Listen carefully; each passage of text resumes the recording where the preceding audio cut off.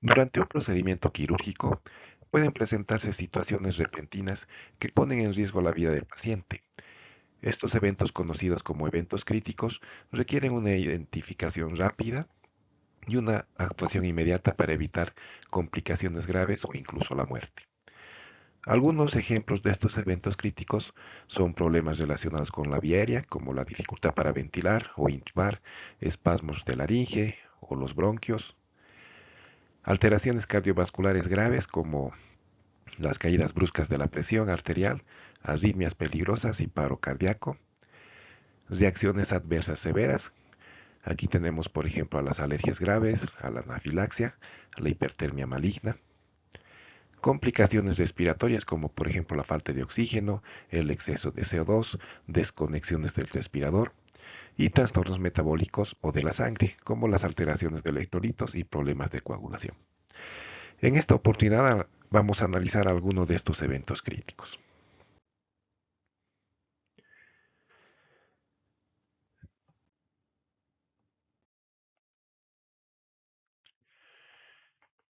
La pérdida aguda de sangre reduce el volumen intravascular, lo que disminuye el retorno venoso y el gasto cardíaco. Esta reducción en el gasto cardíaco lleva a una menor perfusión tisular y por ende a una disminución en el suministro de oxígeno, que es la hipoxia tisular. La hipoxia prolongada resulta en disfunción y muerte celular. Ahora bien, cuando se produce la hipoxia tisular, esta conlleva una acidosis metabólica y si la reposición de fluidoterapia no es la adecuada, si nos sobrepasamos, vamos a provocar una dilución de los factores de coagulación. Y si la transfusión de concentrado de eritrocitos es masiva y los líquidos no fueron calentados, provocaremos una hipotermia, completando de esta manera la triada letal, que es de muy mal pronóstico y la cual está formada por una acidosis, hipotermia y coagulopatía. Actualmente se habla de una pentada letal. La triada clásica se le añade la hipoxia y la hiperglicemia.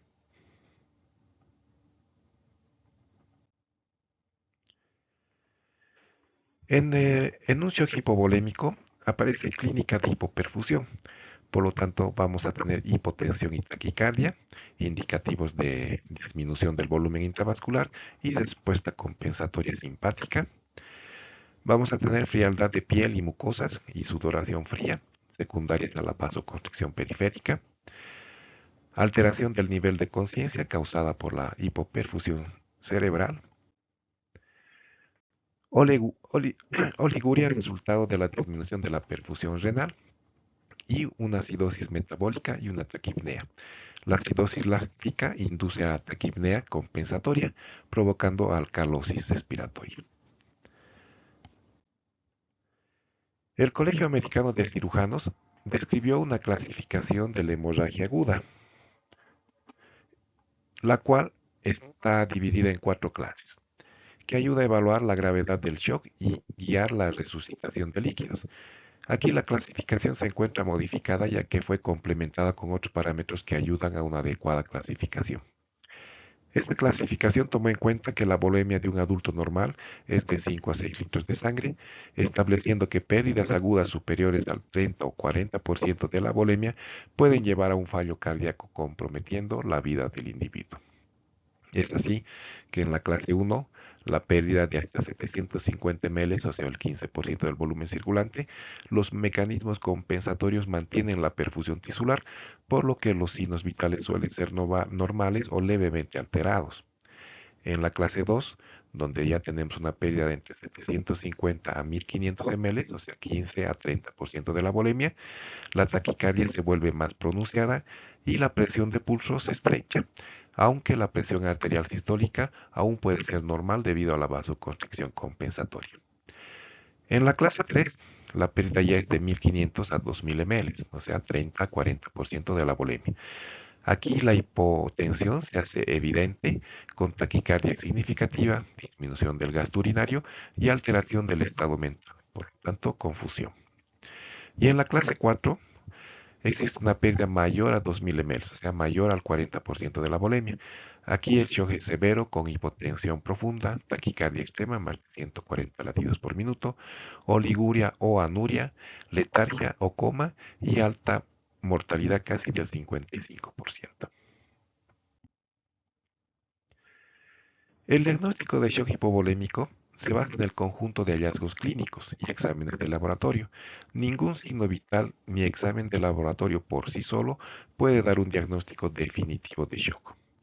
Es muy importante realizar una adecuada anamnesis y exploración física que nos ayuden a determinar la causa de la hipovolemia. Es necesario el uso de exámenes de laboratorio como hemograma, grupo sanguíneo, pruebas cruzadas, una gasometría que en un principio nos mostrará una alcalosis respiratoria por la hiperventilación y que progresivamente por la hipoxia tisular pasará a ser una acidosis metabólica, que asociada a coagulopatía e hipotermia constituyen la triada de la muerte de muy mal pronóstico. Es necesario también pedir pruebas de imagen como placa de tórax, ecografía abdominal, tomografía, etc. En la anamnesis, la importancia de investigar los antecedentes del traumatismo, las pérdidas gastrointestinales, quemaduras o patologías que predisponen a la hipovolemia es muy importante. También es importante saber el tiempo que ha transcurrido desde el momento del accidente, de la caída, etcétera, hasta el momento en que llegó a emergencias y hasta el momento en que llegó a quirófano. En el examen físico, la evaluación de signos de hipoperfusión tisular como el llenado capilar prolongado y las extremidades frías, ¿no? Es lo que encontramos. En los exámenes de laboratorio, pues hay que pedir una gasometría para identificar la acidosis metabólica que generalmente es con un anión GAP elevado. Hay que ver los valores de hemoglobina y hematocrito para evaluar la magnitud de la pérdida sanguínea. En relación a las pruebas de imagen, la radiografía de tórax para descartar un hemotórax, una ecografía abdominal como el protocolo FAST para tener una evaluación rápida de un hemoperitoneo, una tomografía para la localización precisa de las hemorragias, ¿no? Y también es necesario utilizar bastante la clínica, ¿no?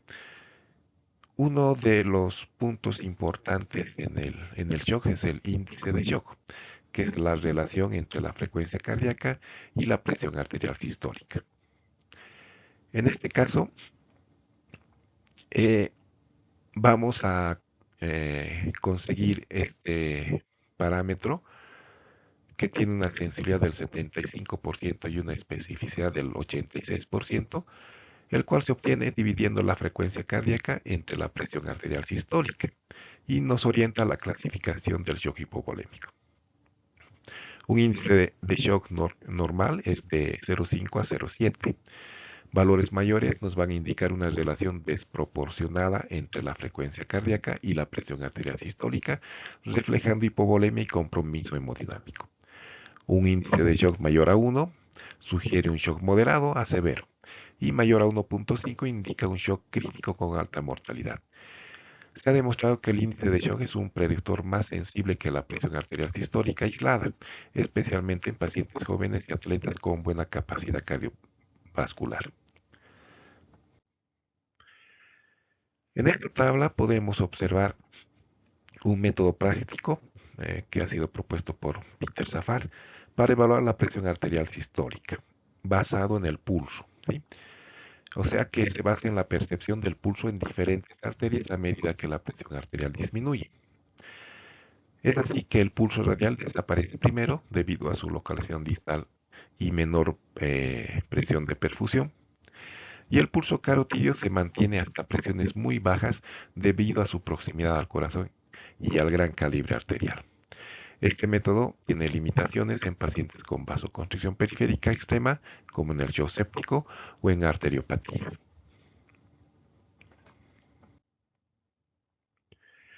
Muchas veces observamos en los pacientes hipovolémicos zonas moteadas y debemos pensar en esta escala, que es la escala del moteado o el Mottling Score, que se presenta en un paciente con hipovolemia y el cual nos indica que a mayor escala existe una mayor inestabilidad hemodinámica por hipovolemia y al compensar con líquidos de sangre, las zonas moteadas comienzan a desaparecer. Si asociamos un score alto, un Motley score alto, con oliguria y lactato elevado, la mortalidad a los 15 días casi se llega a triplicar.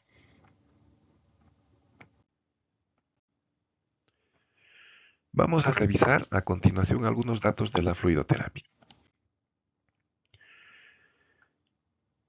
Los cristaloides son soluciones electrolíticas y o azucaradas que permiten mantener el equilibrio hidroelectrolítico, expandir el volumen intravascular y aportar energía.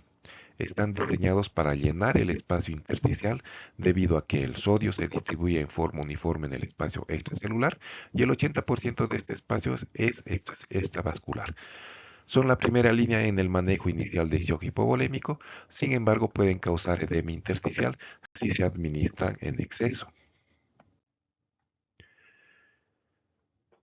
La dextrosa repone el agua y la glucosa de la célula. Su exceso provoca edema celular.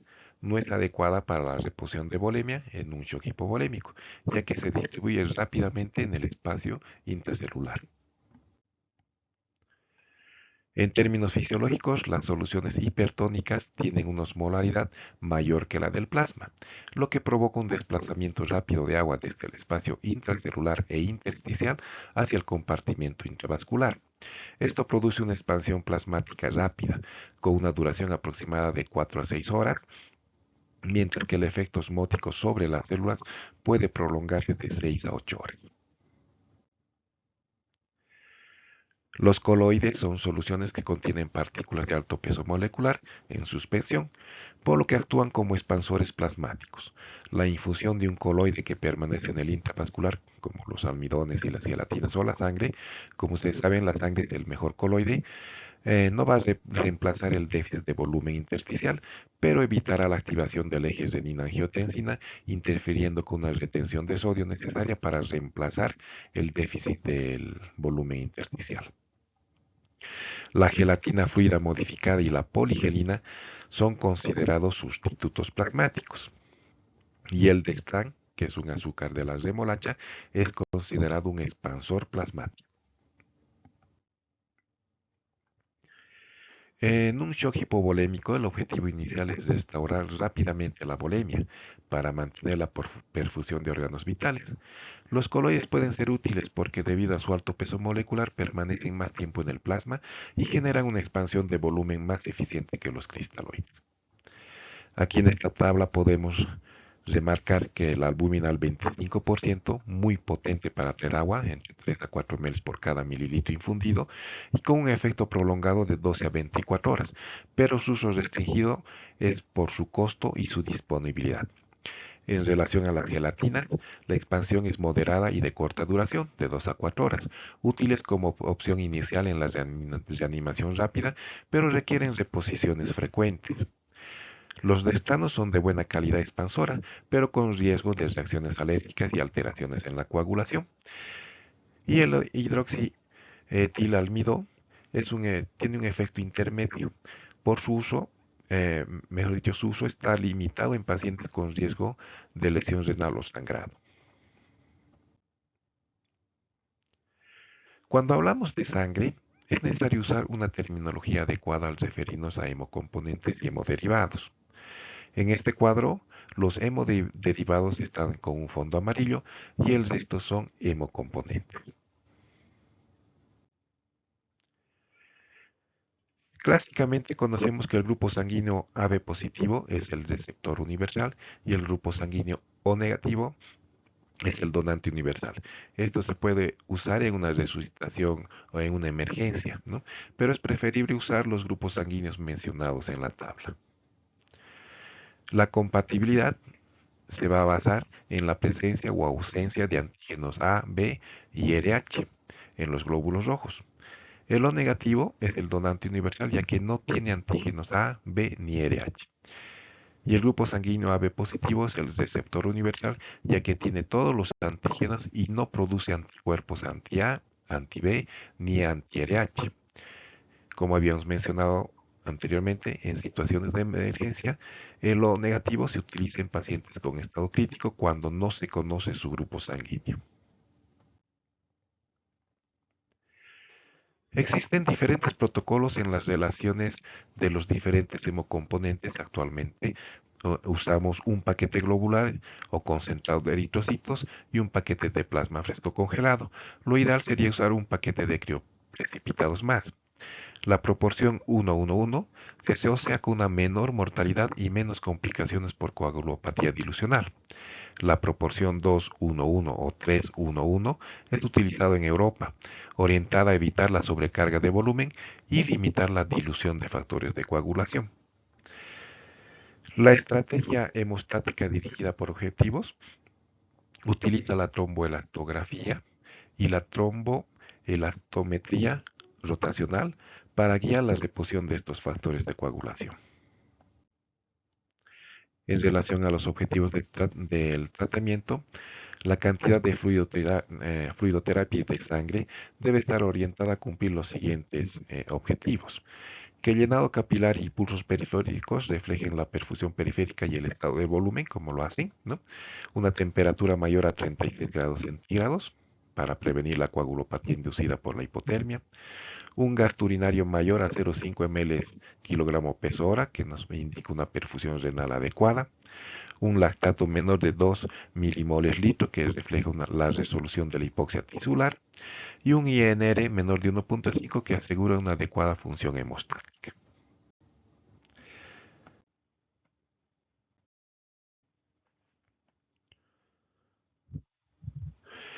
Podemos definir a las náuseas como una sensación desagradable de querer vomitar, sin contracción expulsiva, y al vómito como la expulsión forzada de contenido gástrico por la boca.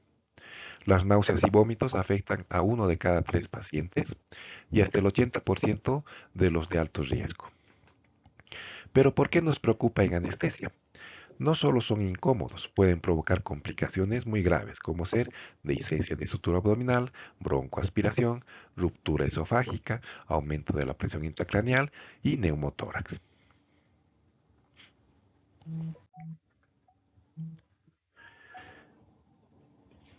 En relación a la patología, imaginen que acompañaron a un paciente durante su cirugía, la cual se desarrolló sin intercurrencias anestésicas y quirúrgicas. Pero unas horas después, en la sala de recuperación, el paciente empieza a quejarse de una sensación de querer vomitar. Esa sensación, la náusea, no es algo aislado, sino el primer aviso de que un complejo sistema neurológico se ha activado. En lo profundo del bulbo raquídeo, en una zona llamada núcleo del tracto solitario, confluyen señales de todo el cuerpo. Este centro de control recibe mensajes desde el intestino, el oído interno, la sangre e incluso desde la corteza cerebral. Cada una de estas rutas puede encender la alarma del vómito. En el intestino, ciertas células llamadas enterocromafines liberan serotonina cuando hay distensión, irritación o inflamación. Esta serotonina viaja por los nervios vagales hasta el tronco encefálico y activa los receptores 5-HT3. En la sangre, algunos medicamentos anestésicos como los opioides o los agentes volátiles pueden estimular directamente el área postrema, que, que está fuera de la barrera hematoencefálica y funciona como un detector químico. En el oído interno, los cambios de posición y el estímulo del aparato vestibular, potenciados por óxido nitroso o por la sensibilidad individual de los pacientes, envían señales a través de receptores histamínicos y muscarínicos. Y desde la corteza cerebral, el miedo, la ansiedad o el dolor envían órdenes que pueden iniciar el reflejo por vías de arriba hacia abajo. En la cirugía, varias de estas rutas suelen activarse al mismo tiempo. Pensemos en una paciente joven sometida a una colecistectomía laparoscópica. La insuflación abdominal va a liberar serotonina desde el intestino. Los opioides que le administramos en la anestesia van a activar los receptores Mu en el tronco encefálico y enlentecen el vaciamiento gástrico. Y los agentes volátiles que también utilizamos en la anestesia van a estimular la zona gatillo. Y para terminar, muchas veces tenemos que revertir el bloqueo neuromuscular con neostigmina, añadiendo un estímulo colinérgico. El núcleo del tracto solitario integra toda esta información, libera sustancia P y activa el generador del patrón emético. Primero llega la náusea, con palidez, salivación y sudor frío. Después el cuerpo inicia arcadas, contracciones tóraco-abdominales, con la glotis cerrada. Y finalmente se produce el vómito, una expulsión coordinada por el diafragma y la musculatura abdominal, con relajación de los esfínteres esofágicos.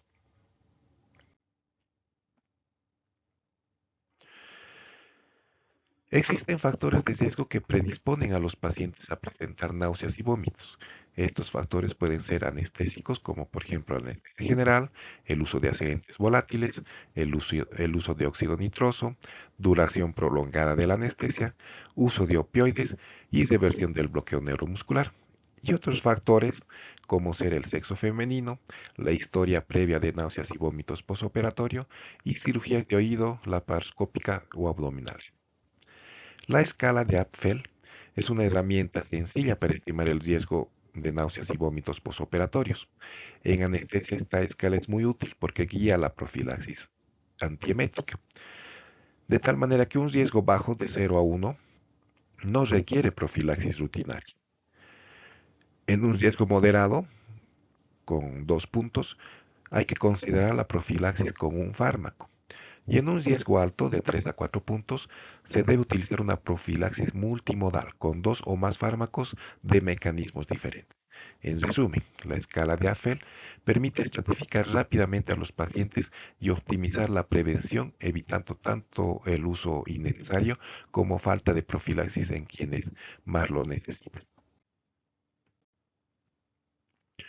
Bueno, ahora vamos a hablar un poquito sobre la anafilaxia perioperatoria. Es importante comprender que la anafilaxia es una reacción de hipersensibilidad sistémica grave, habitualmente mediada por IgE, que aparece de forma abrupta y puede comprometer rápidamente la vida del paciente. En el contexto perioperatorio, la detección es difícil porque el paciente está bajo anestesia y no puede comunicar síntomas tempranos como prurito o sensación de opresión torácica.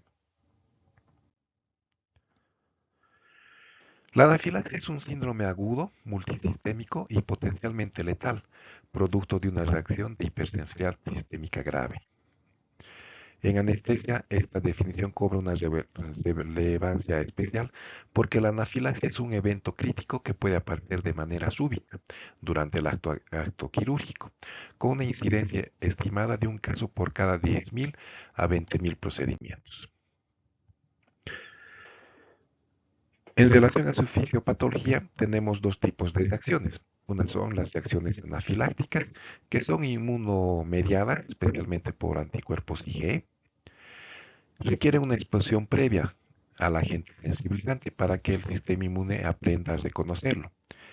La exposición subsecuente va a desencadenar una hipersensibilidad inmediata tipo 1 con liberación masiva de mediadores como histamina, leucotrienos y prostaglandina. Ejemplos comunes tenemos en anestesia los bloqueantes neuromusculares, el látex, los antibióticos. Y tenemos reacciones anafilactoideas. No están mediadas por IgE, por lo que no requieren exposición previa. Se producen por una liberación directa de histamina desde los mastocitos y los basófilos. El mecanismo es farmacológico o físico-químico, no inmunológico. Por ejemplo, cuando se administra propofol, algunos bloqueantes neuromusculares, morfina, meperidina, vancomicina. En relación a sus manifestaciones clínicas, es fundamental entender que la anafilaxia es una reacción multisistémica, cuyos síntomas pueden afectar piel y mucosas en un 90%, donde vamos a observar eritema, urticaria, rash cutáneo, edema de labios, lengua o glotis, que son los signos más frecuentes, pero en el quirófano pueden pasar desapercibidos por la cobertura quirúrgica o la posición del paciente. El sistema respiratorio puede estar afectado en un 70%, provocando broncoespasmo, estridor, tos, congestión nasal. Y en anestesia la dificultad para ventilar o el aumento brusco de la presión pico en el ventilador pueden ser las primeras pistas.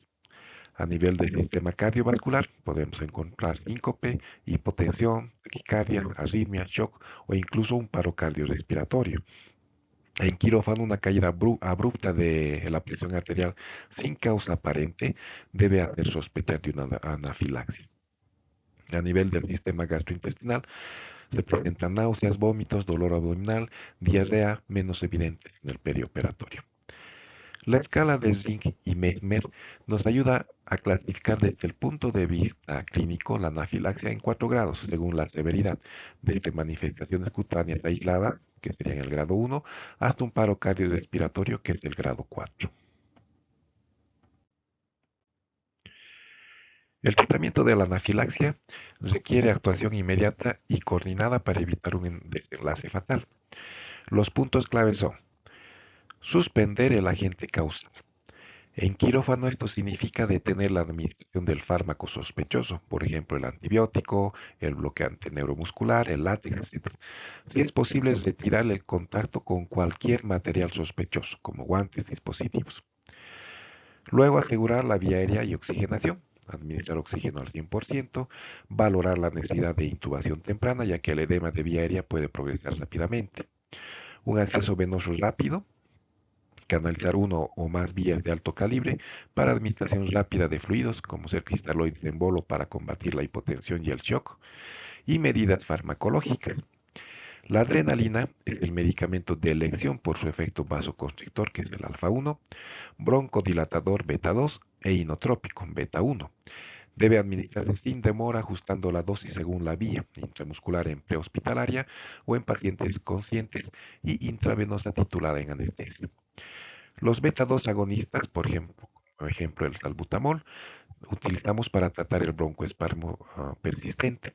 Los antihistamínicos H1 para bloquear parte de la respuesta mediada por histamina, que alivian la urticaria y el prurito. Y los corticoides para prevenir recurrencias tardías o bifásicas. No son de acción inmediata, pero forman parte del manejo integral. En anestesia, cada segundo cuenta.